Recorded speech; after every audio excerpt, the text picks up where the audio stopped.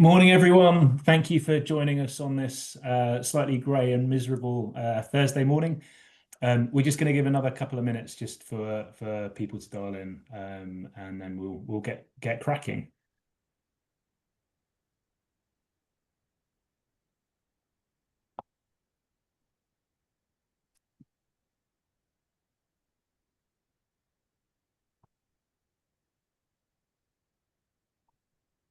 And just while we're waiting for people to come in, I can introduce myself. So I'm Stuart. My name is Stuart Lewis. I'm CEO and co-founder of Restless, and I'm delighted to welcome you to this panel today. I'm going to talk briefly for 10 minutes just to set the scene as to why age inclusivity is becoming increasingly important for all businesses and organizations to think about. And then I'm going to introduce you to three of our wonderful employer partners who are our panelists for today to talk to you about how they're implementing age inclusivity in their businesses. So yeah, it should be a very fruitful discussion. We welcome questions. Please use the chat, fire any questions out as we go through. If we can, we'll answer it on the way through, but if not, we'll certainly leave time at the end so we can pick up any questions, answer any questions, and follow up if there's anything that people would like us to come back on afterwards, if that makes sense.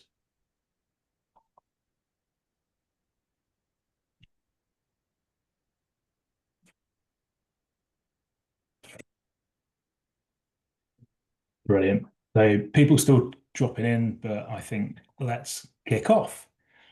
Um, so let me start off by talking about very quickly who Restless are. So because many of you won't have heard of us. So we launched in 2019 with as a passionate group of individuals very focused on age inclusivity and helping people navigate midlife transitions. We've got over 1 million members in the UK, so we've got a decent scale, and our members trust us to help them answer those big thorny questions around midlife transitions, whether it's work and career, through to health, through to relationships. How do we work with employers? So we provide access to a very talented and often overlooked talent pool of older, experienced workers. With that, we offer rich employer branding experiences and advice and support on how to maximize an age-inclusive workforce. Now, I always like to start with some big hitting statistics just to wake everyone up on a dreary Thursday morning. So first off, most people don't realize that 71% of the UK's employment growth, so the real engine room and the driving force of UK employment growth over the last 30 years, has come from workers over the age of 50. And that means today, 1/3 of the workforce is currently over 50. And that, given demographic trends, this number is only set to grow. So one of the first challenges I like to put out to people is whether HR teams, whether people teams are actually spending 1/3 of their time on this valuable cohort of their workforce. More often than not, it's overlooked and it falls by the wayside as focus is put on other cohorts, if that makes sense. Now, these huge stats are not surprising when you look at the seismic demographic change that's going on in the UK, but also going on globally. It's a trend that is as powerful as climate change in terms of the impact it's going to have on society. But it's one that's very not well understood and not well publicised. If you think in the UK, we have declining birth rates for the last 30 years. You've got a long-term trend of rising life expectancy. COVID certainly had a short-term blip on that, but the long-term trend is clear that people are living longer, healthier lives. This means the population is aging. This means your customer base is aging. And this means that the UK workforce is also aging with us. Now, my favorite slide to depict what is going on in the makeup of the UK workforce is this chart that shows you the employment levels by age demographic. And a couple of points to pull out. That huge green bar in the middle is employment levels of workers over the age of 50. And you can see over the last 30 years, that has just been on inexorable rise in the UK. And that is that engine room of growth we're seeing. Now, this is happening because more people are living longer. So therefore, the more people in their 50s and 60s. It's also happening because the employment rate of people in their 50s and 60s is increasing. It's increasing especially fast amongst women, but there remains a substantial gap in the employment rates between older women and older men. Another interesting point to draw out here is that actually the employment levels of 16 to 24-year-olds is actually lower. And that's it's not a good or a bad thing, it's just a thing. Like, but it means that, and it's as a result of falling fertility rates, but you can see employment levels of people aged between 16 and 24 are lower than they were in 2007, 2008, which is a really interesting trend when we're thinking about workforce planning. Despite this growth, one of the challenges that many of our members come across is ageism, and there remain substantial barriers to people finding meaningful employment. And the studies have shown time and time again that people face discrimination in the recruitment process. I call out here tech savvy. It's one of my pet hates, because what does it mean? So if you need programming skills, you need software skills, use those packages, use those labels. You need C# skills, you need JavaScript skills. Don't use tech savvy. It's used to often ward off older candidates. Ironically, studies have shown it also puts off younger candidates because it shows you don't understand the tech you're talking about. Cultural fit is often used. So would you fit in with we've got a younger workforce, would you fit in with our younger workforce? And the one that really bites for many people is being told they're overqualified. Like, what does that mean when you unpack it? Often the hiring manager is afraid that someone will get bored and they'll leave quickly, or that they'll be difficult to manage, but they get lumped into this batch and are called overqualified.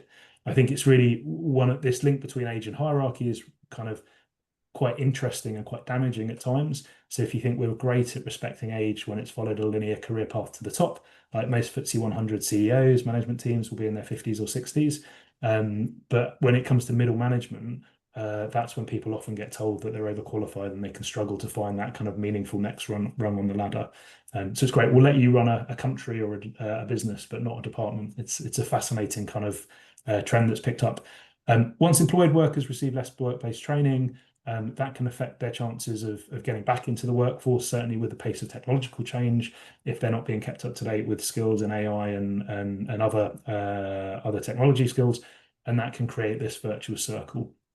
But it's not all doom and gloom. And I think one of the key things we're keen to point out is that rising life expectancy has to be a good thing. People are living longer, healthier lives on average.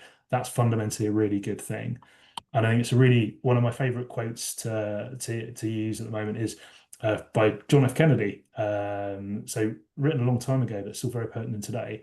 When we've added years to life, now it's time to add life to years. And this quote has been picked up by the UN and their drive to try and make sure all countries are preparing for the seismic demographic change that we are now seeing. So that's enough of me talking, and this gives me a perfect segue to introduce you into our wonderful employer partners, our panelists for today, who are helping add life to years. So, David, would you like to go first? Good morning. I'm David Evans. I am Head of Talent Acquisition for Radis Community Care. We operate across 3 streams, large extra care schemes, supported living services, and domiciliary visiting care. We are incredibly proud that over a third of our workforce of 2,500 people are over 50. Thank you very much, David. And again, that's quite a rare thing these days, so it's definitely something to be proud of. Natalie, would you like to introduce yourself? Yep. Hi, everyone. Yep. So I'm Natalie Hill. I'm the head of talent at Vuba. So Vuba is a prop tech company. So we provide a platform for property professionals such as estate agents, letting agents, etc., to book property related appointments. So whether that's viewings, open houses, photography, etc. So we work on a nationwide basis with the support of our members, who are a network of freelance, self-employed individuals who go out and complete the appointments on our behalf. We've got around 5,000 vetted members and around 2,500 candidates at any time, from all walks of life. So for us, age inclusivity plays a valuable role in the success of our model, and it's a core part of what makes our network of members so strong. Many of our members are semi-retired, and they're a huge asset to our network, and what makes our members so strong. So many of them are semi-retired. They tend to be more flexible with their availability. So our clients really do appreciate that, as well as bringing their wealth of life and work experience to the role. So it's really important for us to support age-positive initiatives and be part of conversations like this, as we consistently see how well it suits people on our platform who are over 50, and they genuinely strengthen what we do. So yeah, that's a bit about ViewBear and why age inclusivity is important to us. Thank you very much, Natalie, and thanks for being with us today. Last but certainly not least, Simon, would you like to introduce yourself and your... Morning, everyone. My name is Simon Wedlock. I'm the Senior Recruitment Manager for the Wolseley Hospitality Group. We're a London-based restaurant group with 9 properties and restaurants in London. The Wolseley being obviously our flagship restaurant, places like Brasseries Adele, the Delaunay are some of our sort of more well-known restaurants as well. The Wolseley Hospitality Group, we've always fostered a culture of diversity and inclusion that values kind of the contribution of our employees of all ages and backgrounds. We've been an advocate of employing the over 50s demographic for many years. We're proud to have 13% of our workforce in the 50 plus age demographic. That's 1-3. With 4% of those being over 65, ranging from 50 to 88. I've partnered with Restless for the last sort of couple of years since I've been in the role, and it's just fantastic to provide this level of exposure to an industry that maybe doesn't often consider the over 50s as a viable sort of staffing solution.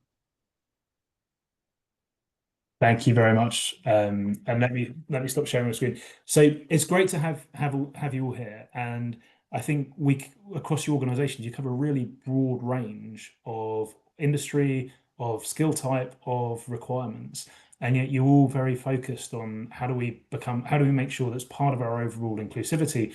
We're very focused on kind of attracting and retaining older, experienced talent.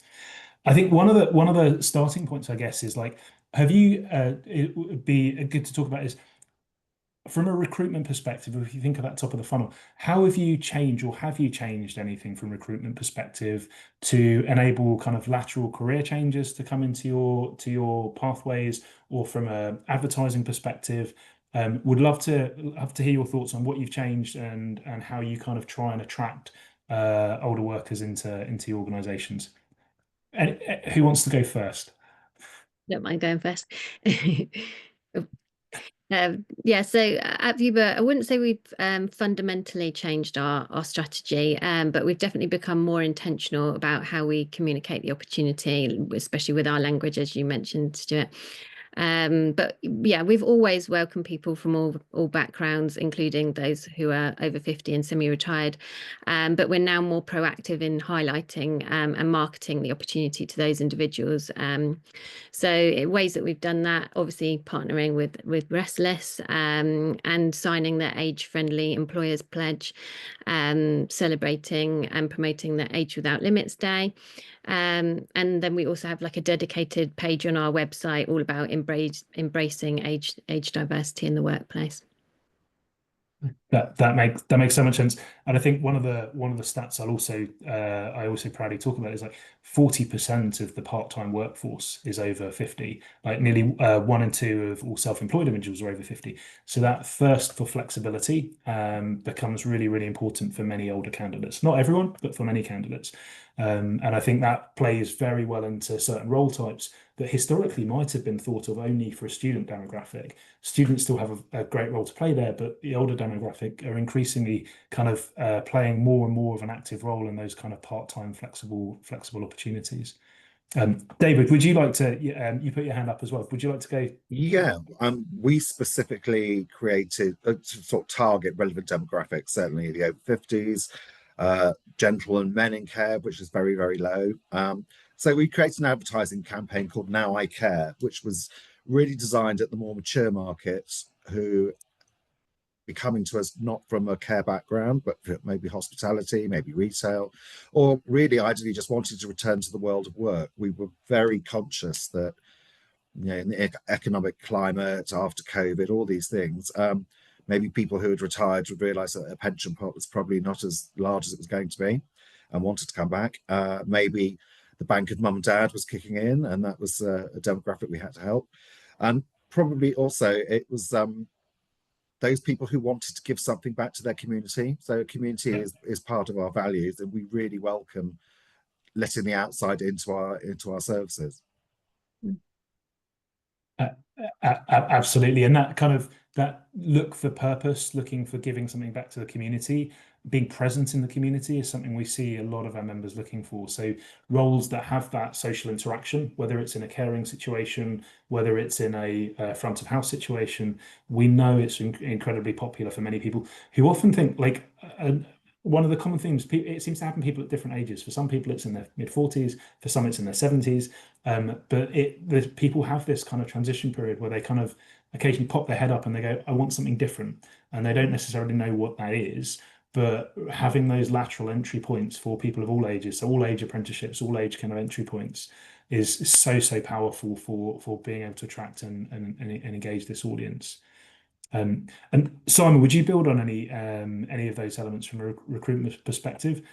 Sort of echo what Natalie said. I don't think we've specifically needed to do anything drastic to change how we approach recruitment, because I said since I've been here, since before I've been here, the process has always been to try and actively support and bring in people from so many different backgrounds, and especially obviously with the over 50s market. I think maybe we're maybe a bit more mindful of the language you use in adverts, as you touched on in your intro, Stuart. Yeah. You know, language used is really important to try and make the role sound appealing, but not sort of put people off. I think we do a lot with employer branding. We tell the stories of individuals in the business from all different backgrounds. We do a big focus on people that have made career moves, who maybe have come from a totally different career industry. Later in life, they've decided to move into hospitality, and that's due to, as you've said, wanting something different. Some people have moved countries and have learned a whole new language. And hospitality is one of those industries where you really can start from the ground up and build incredibly successful careers for yourself with what is perceived to be not long left in your sort of working life. And I think that's really where we're trying to sort of change that sort of perception. So I think what we do in telling those stories, showing our guests as well as people who are considering our business to come and join us, that we have a really wide variety of people to meet and work with and be served by as well. And that's Simon, because we've talked before as well around how customer bases are aging. So the demographic of people coming to the restaurants will be getting older, and that one of the best practice elements for customer facing roles is to reflect that in the makeup of the staff as well. And I know that affects kind of all three of you in care as well. Like, how much has that kind of played a role in your decision making in terms of being almost like business goal led, from focusing on the customer, if that makes sense, through to having a diverse age inclusive workforce? Yeah, I think the nature of our restaurants, we do attract obviously a very broad guest profile. Obviously, quite a lot of our guest profile is in the over 50s market, and I think having people who are similar age to you is representative that, you know, hospitality is a booming and great industry to be part of, and you can have a different type of connection with your guest when you have more things in common, and I think that's really important, and it shows that there's still life in our industry for those people as well when they're seeing it actually in service. And you know, there's businesses that obviously target maybe a more younger, youthful, trendier type. Not to say there's nothing trendy about the over 50s at all, but obviously it means that you're walking into a business that feels culturally a bit more well represented. And I think that's why we have people that are now multi-generational coming back as guests. You know, grandparents are being brought by their grandchildren because they used to come to our restaurants many years ago. And that's a really lovely thing to be part of when you walk in for the first time or the 50th time. And when you're inducting new employees into the business, they do see that this is a really, really broad selection of people that they're going to work with and learn from and pick up skills from as well. Yes, and like there's a bunch of research out. It's kind of 15, 18 years old now, but again, we're showing that people's experience, customer service experience, was stronger where there's a mix of ages in the restaurant. So it's not about being old, it's not about being young, it's around that multi-generation, that having that mix of ages really breeds that, seem to breed that kind of customer experience and so on.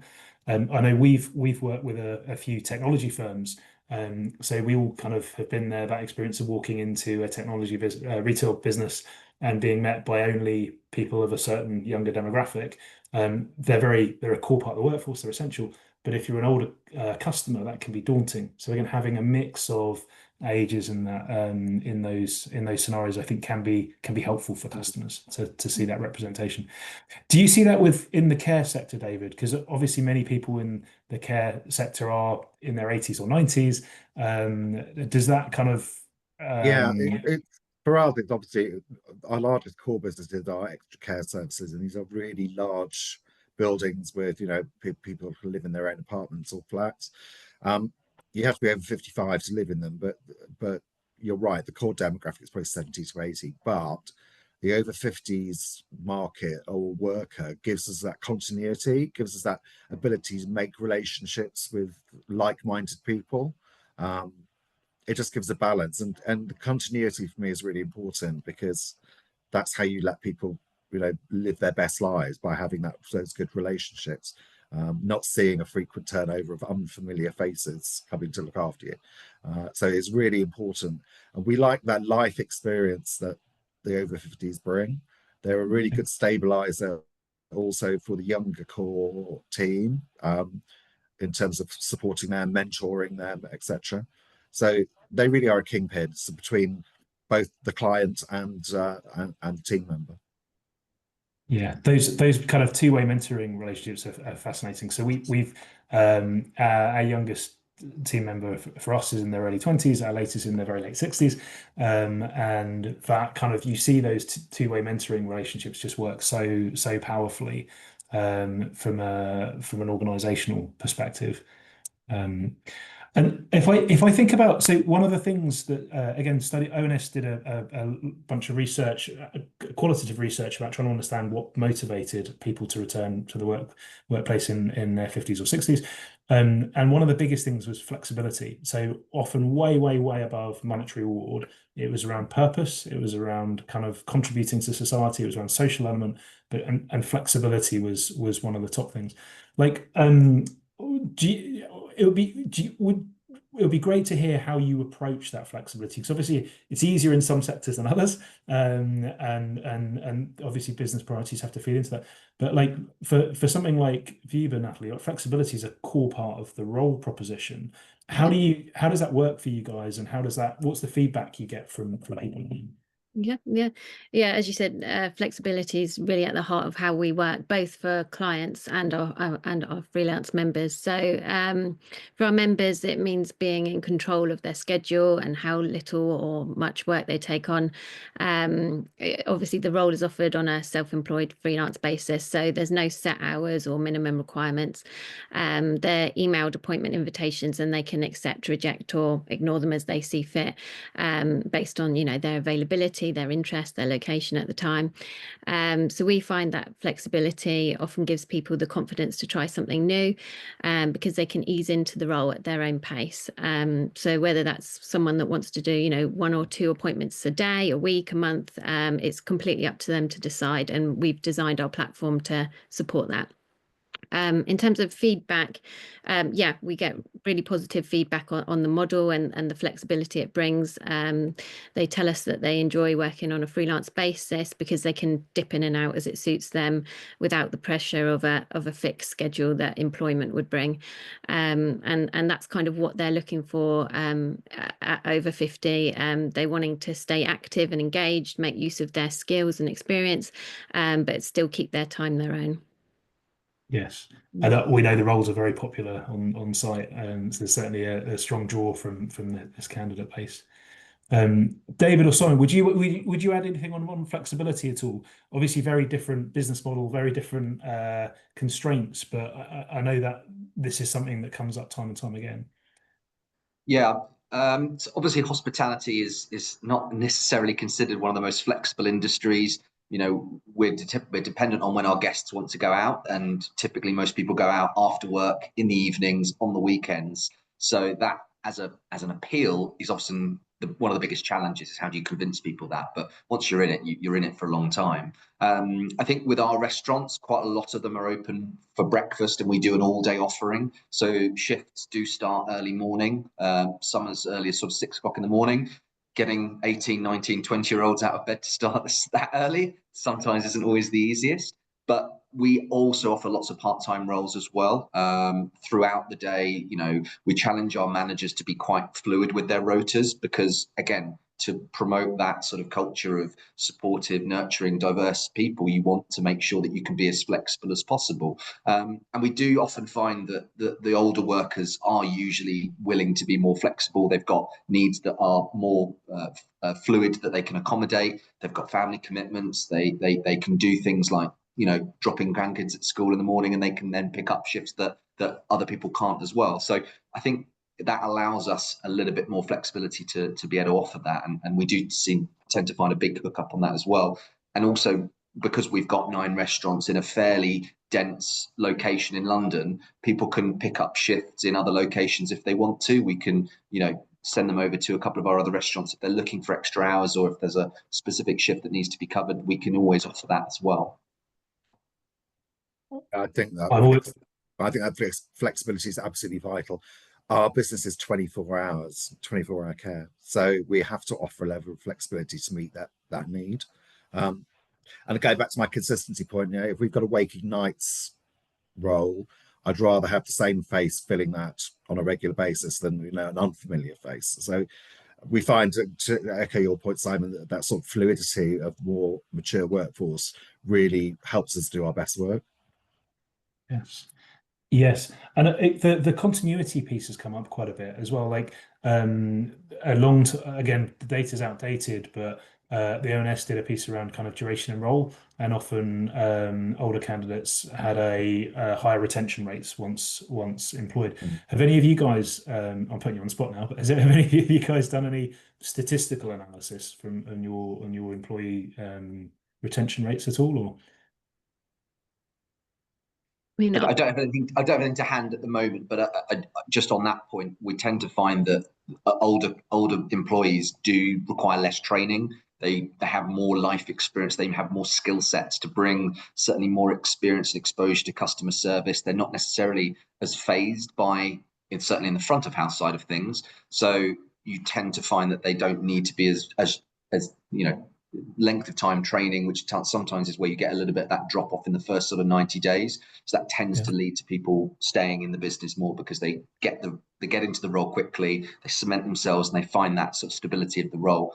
And again, just to sort of echo David's point about continuity, is that whenever I go to a restaurant or a bar, whatever it is, I love seeing someone who I've seen there before or serving me, and you start building up a bit more of a connection, and you start remembering orders, and then that becomes so much more as a tangible reason why you'd want to stay there.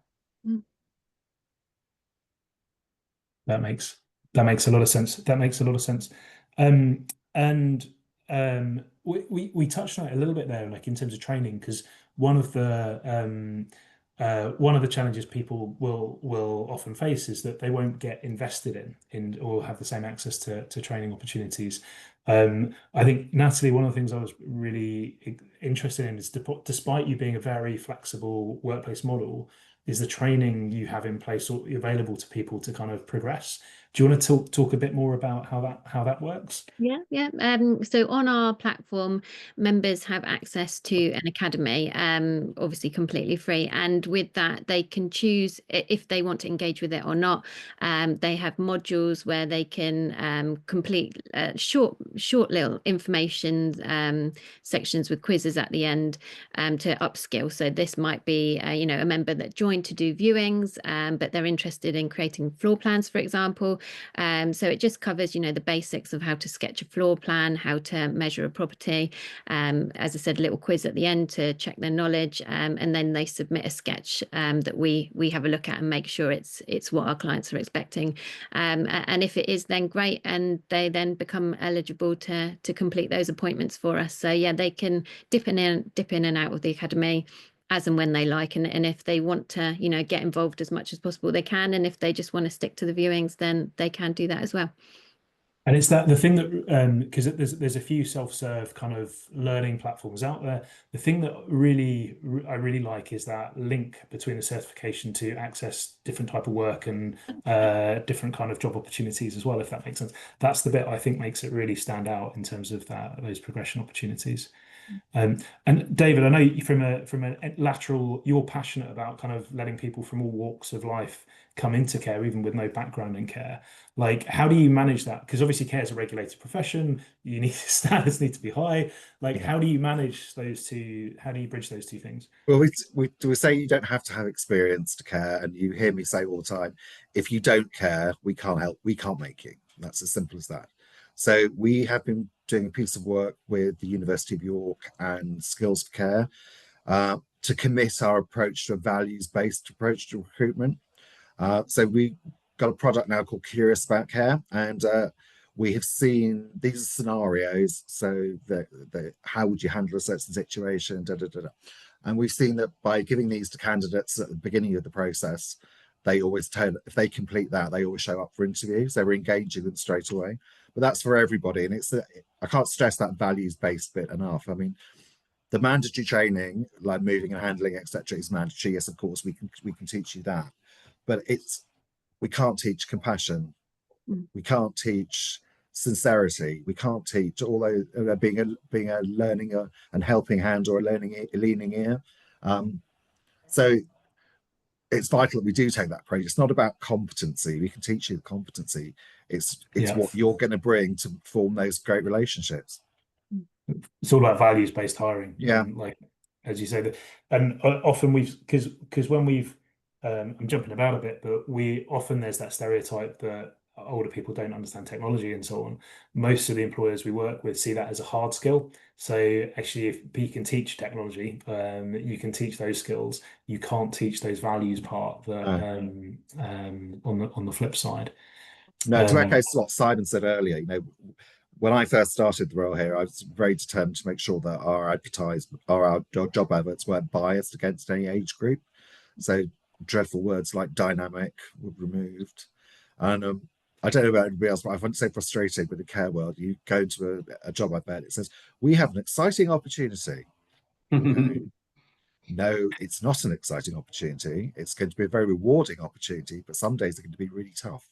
So we take a really honest approach to what is required for the job. We don't dress it up. We don't put the incorrect pronouns in. We really make sure that we do that so that people want to come and ask a question.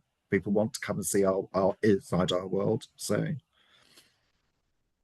And I think this is probably we've had a couple of questions coming around job adverts. I can't say the word job advertisements. Yeah, I'm struggling. So I think this might be a good segue into this, right? So Sharon's asked, how do you target your job vacancy ads to appeal to the older generation? And so how would you attract it to all roles? So I've got a few thoughts on this, but would welcome any input from the panel actually before I jump in. I think it's a really tricky one to try and be as inclusive as possible to every demographic that you're possibly trying to attract, whilst also maintaining the voice, the employer brand that you have to try and make the role and sell a business. And I think just being mindful of it, just having that thought of, I want to attract either an older workforce or an underrepresented background, you're already thinking the right way. You're already starting to think about that sort of language. As David says, dynamic, fast paced, all of these kind of cliched roles, cliched languages in your roles, they just arbitrary. They don't really kind of have that same feeling. Just sort of taking a step back and maybe getting other people who are not in that role to proofread it, to say, does this sound human? Does it sound real? Does it sound like something you'd want to apply to?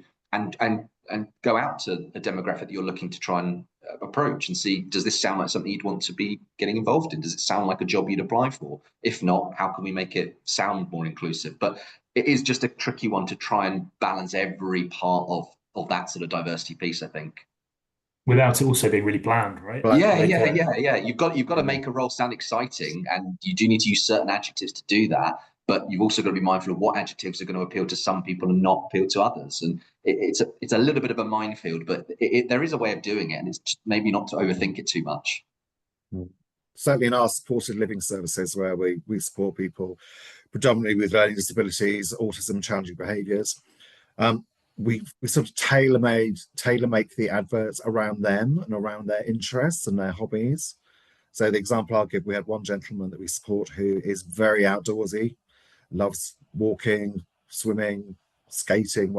So we need like-minded people that are going to be able to enable him to live his best life. So that we tailor make those adverts to speak exactly.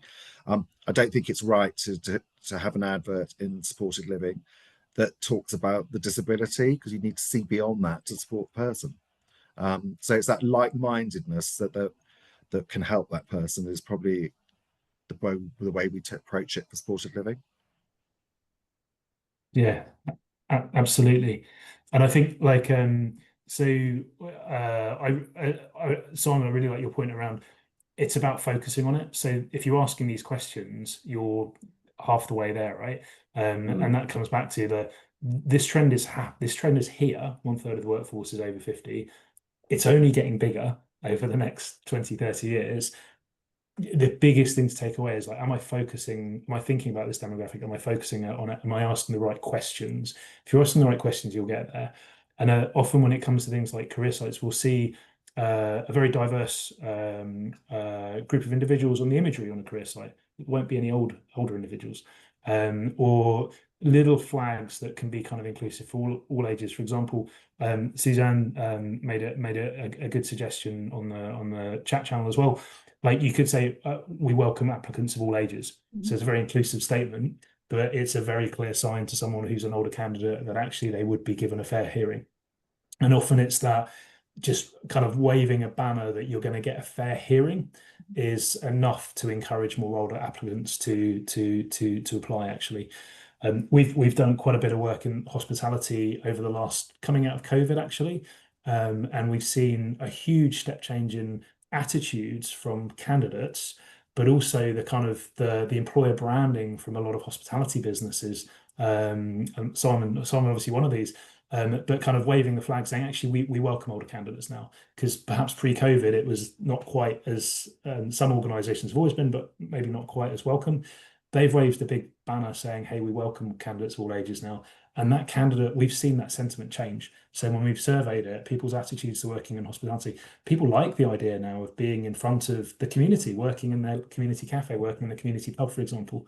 So yeah, some of it's around just having a marker that is inclusive, but tells people you are open. So I'm conscious of time, but one of the questions that I also think builds nicely off this is on many talent acquisition professionals' minds at the moment is the rise of AI and this kind of arms race of screening using AI, and then the deluge of candidates who are also using AI that can make quality assessment hard if everyone's using the same AI tools, you get the same answer.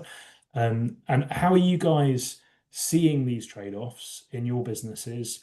And let me kind of leave it open on that. Like, does anyone want to kick us off? I struggle with AI. I don't think it has any place in care. As I said, it's a values-based approach. How can an algorithm work that out? I can't. It gives the opportunity to discriminate, I think. You know that there's a case in the US at the moment where a very large organization is being sued because it's put a demographic of 40, so it's cutting everything off after that. Yeah, no, I mean, if your ATS has got good filters, you can put certain filters on in terms of right to work, right to live in the UK, etc. But you need to have those conversations, and you need to give that application every consideration, because you can't see from a piece of paper. You need to talk to that person. You need to invite them to talk to you. You need to invite them to find out more. So I think using AI in selection for care is a slippery slope for me at the moment. I think that plays to your point around you can't make someone care. Like, you can't teach someone to care. So you can does AI help someone tell you if they care or not? Probably not. But in other areas they perhaps it does have a role. I think, and are you seeing a deluge of candidates coming in with AI-based applications, or is that not too bad from where you are at the moment? Not too bad. We do receive quite a volume amount of applications from overseas and international, and Yeah, we know that they are, because they're in the same format, they come at the same sort of times. We have seen a big spike in that.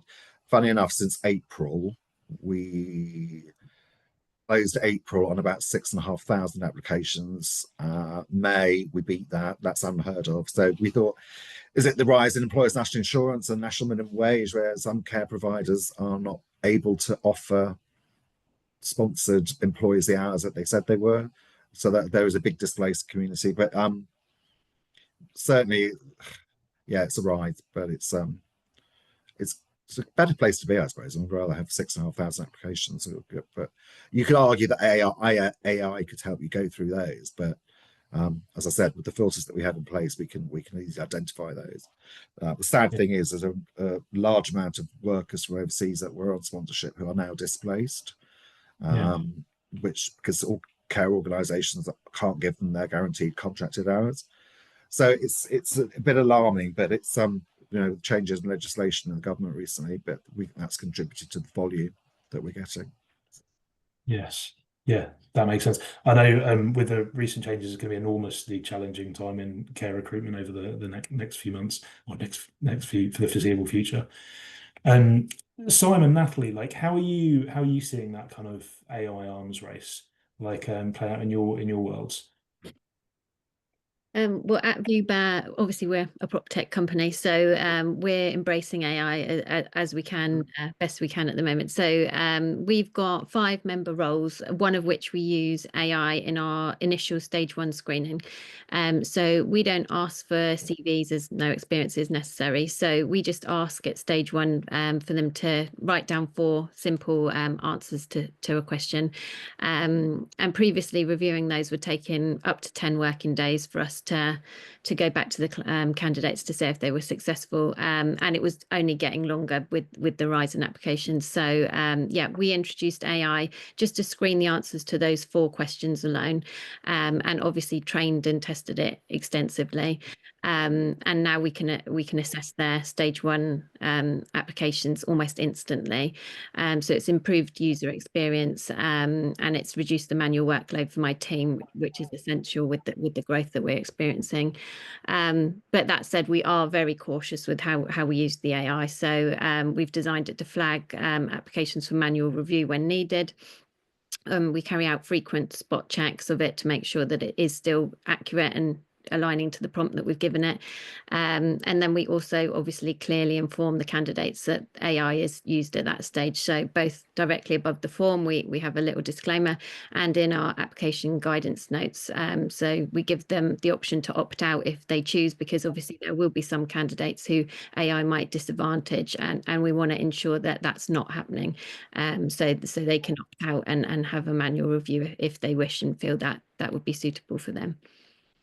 Yes, that presumably makes substantial efficiency savings from a top line filtering, and I guess you can set the tolerances to be very tight, very loose, and so have you seen on the other side of it? Have you seen an enormous rise in candidates just firing off AI generated CVs and applicants on this? Yeah, well, they don't submit CVs, but we can see certain candidates have used AI in their answers, and they're always fairly obvious because they don't quite relate to the question, or their answer doesn't align to our model or how we work. So you can tell that it's, generic.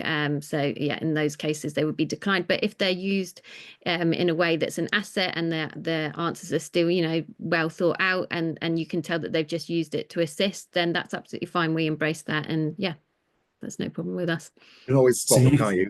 The Americanisms and AI generated applications like Z's and Z's and C's and stuff.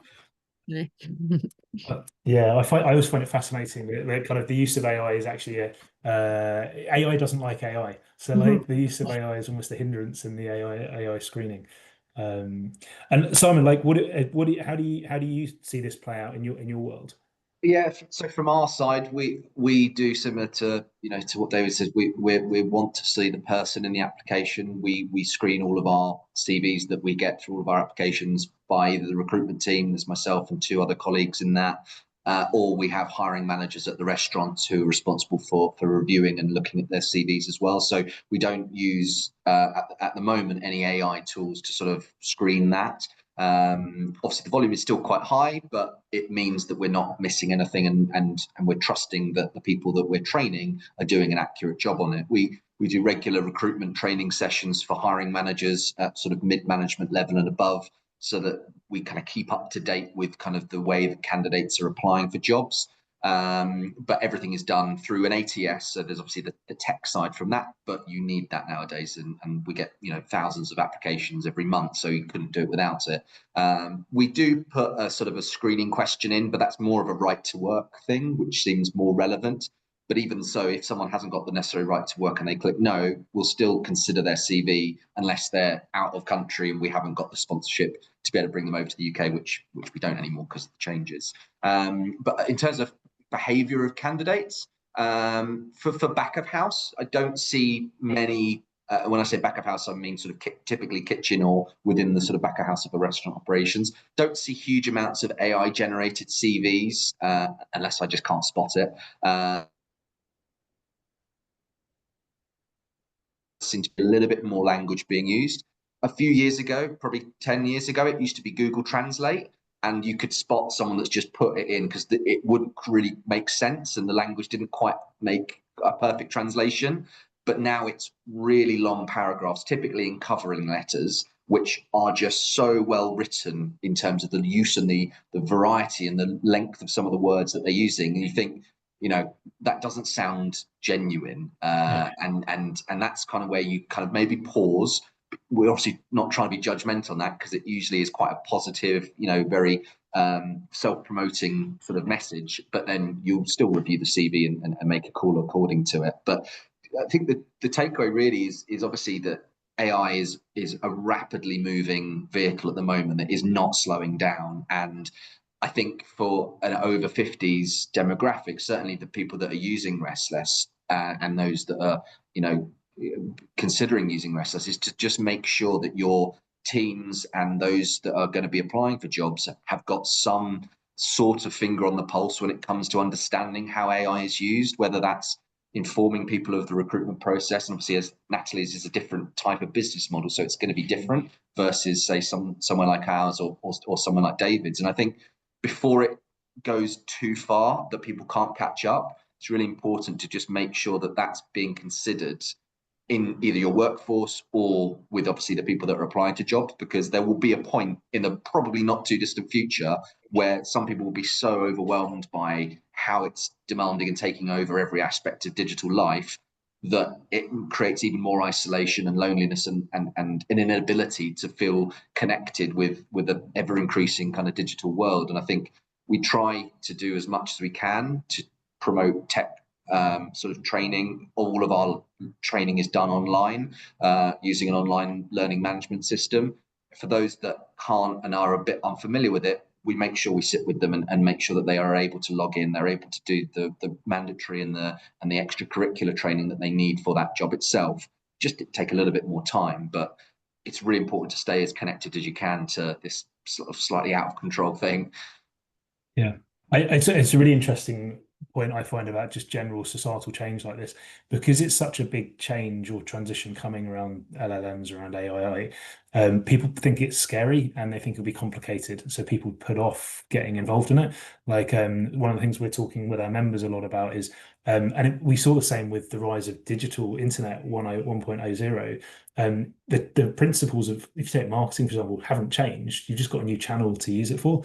Like the principles of efficiency haven't changed. There's just a new tool to help, a new tool in the stable to help with it. And it's going to be useless at some things. It's going to be very useful at other things, if that makes sense. But don't be scared. But don't think it's going to do everything. Yeah. Brilliant. So thank you very much to all of you. I'm going to open it up for questions in case anyone has any burning questions they'd like to ask the panel or ask anyone individually. We'll give it a couple of minutes, and very happy to answer questions or wrap it up if there are none.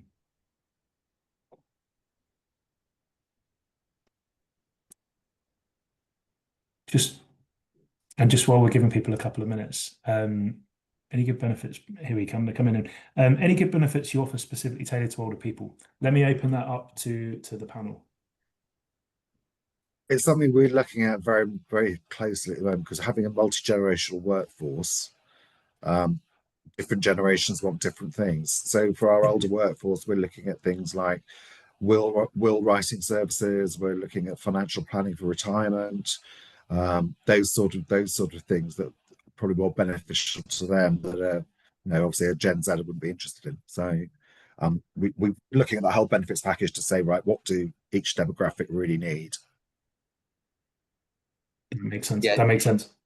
Yeah, just to sort of echo what Dave said, it's we've got almost all 5 generations now in our business. So trying to create a benefits package that ticks every one of those boxes is tricky. But we've got a very robust sort of employee assistance program that is relevant for however you need it, whether that's financial planning, mental health advice, older life and retirement, things like that you're planning for. So that is there to sort of support people. I don't think we have anything purely specific beyond the benefits of working with a business of the discounts and the restaurants across the hotel group that we have as well. So yeah, I think it's just being mindful of making sure it's as inclusive for everyone.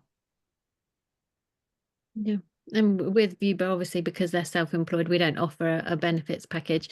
But I would say that the flexibility is what draws them in, the ability to, opt in and out, go off on a holiday or traveling for, months on end and return back if they want. So yeah, the flexibility and the ability to make it what they want and take what they want and engage as much as they want is the key benefit with us. Yeah, and as we said before, like time and time again, people tell us they value flexibility above most other things, flexibility and purpose above most other things. I think just a couple of thoughts from me on that in terms of policies. So most organisations have really well defined parental leave policies, which is great and helps parents, helps attract them, helps retain them, helps give them confidence in the workforce. Very few have similar things around carers leave. So if you think many people in their 50s, 60s, we talk about as the sandwich generation, they are often having to make care decisions for their parents in their 70s, 80s, or even potentially they might have dependent kids their own as people having becoming parents later in life, or grandkids where they will often help around some of those care responsibilities there. But having more well-defined policies so people can understand more about what flexibility they have. If mum's had a fall, like I just need time, how does that work? It's well understood for parents if the kid is sick. It's not necessarily well understood for people in their 50s or 60s for other care responsibilities. And similarly for health, again, like pregnancy health is well looked after, rightly so. But again, when you think about menopause support, menopause health, have you got those policies? Have you thought about how you can support people in those kind of aspects? So again, going all the way back to Simon's point, if you're asking these questions, that's half the battle, and then you can start thinking about, and your employees will tell you, your older employees will tell you what they value. So Sharon says, actually offer grandparents leave. That's brilliant. That's really, really good. Term time employment for anyone who wants. Again, that kind of flexibility comes, people often have a fixed view of what flexibility is. It's enormously different for every organization, for every people. Sometimes it's seasonal. So we see a large number of applicants for Christmas seasonal work. One of my favorite roles was for a Santa. Always made me smile. We got thousands of applicants for it. But it could be on a part-time basis, on a weekly basis. It could be changing shifts every week. Flexibility is different for everyone. Kind of, we almost say be flexible about flexibility in terms of thinking what flexible is to every individual. But no. Any other questions coming in? And thank you very much for those who've asked questions and contributed. And we'll give it one more minute, and then in case anything comes in, and then we'll release you all back to a rainy, dreary Thursday morning. But thank you all huge thanks to our panelists today. Thank you very much for partnering with Restless and for sharing your insights with the wider community this morning. And thank you very much for all the attendees for listening. Have a great rest of the day. Thank you. Thank you. Bye, guys. Bye.